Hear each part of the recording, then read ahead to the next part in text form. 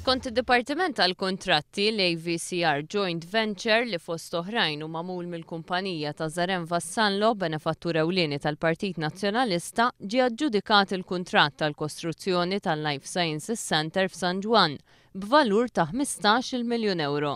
Il-ġurnal L-Orizzont żvela kif mis-sitt kumpaniji jew konsorzji li tefgħu l-offerta tagħhom kien biss il-pakkett finanzjarju tal-AVCR Joint Venture li nfetaħ. L-indirizz tal-konsorzju rebbieħ huwa dak ta' Zarem Vassallo u l-komunikazzjoni relatata miegħu issir mal-kap eżekuttiv ta' Vassallo Builders Group Limited.